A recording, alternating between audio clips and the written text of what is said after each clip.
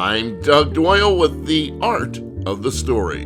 The beautiful sounds of the Ron Carter Trio from NPR's Tiny Desk concert at the Blue Note 2 years ago. Ron Carter on bass, the late Russell Malone on guitar, and Donald Vega on piano. As part of this week's Jazz Congress 2025 at Jazz at Lincoln Center, there was a special Russell Malone tribute concert, and WBGO's Dave Popkin got a chance to speak with Donald Vega about his friend's impact on the jazz scene. What would you want people to know about him as a person? Oh, as a person, that he was someone who really enjoyed life, really loved people. You hear so many stories about him calling people, and he really was a very loving person who really genuinely cared about people, and and I think he just loved people and loved music, So I saw him perform many times with you and with Ron Carter in that trio, and obviously it was horrible occurrence in Tokyo when Russell passed, and you were there, and you decided to continue with the maestro and continue to play. Can you just talk about that decision and how emotional that must have been? It was very hard. Obviously, we were in a lot of pain and shock that to hear of his passing.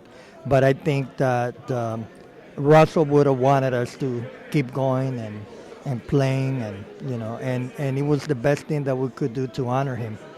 And it was really tough because we still had a chair for him, but we played for him, and it was very important for us to really go through it. Jazz Congress 2025 brought together artists, media, and industry leaders in the global jazz community.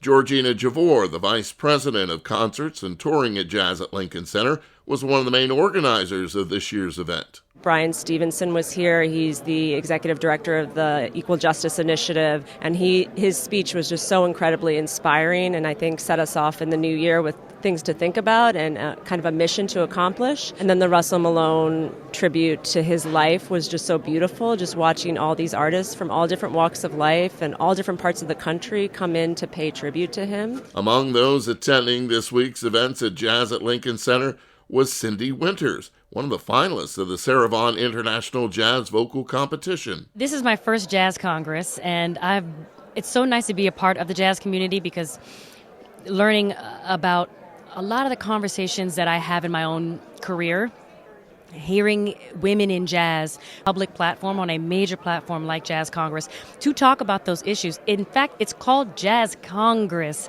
These are the places where we bring these issues to the table, and maybe the challenges can get solved. You can hear all of Dave Popkin's coverage of Jazz Congress 2025 at WBGO.org. I'm Doug Doyle, WBGO News.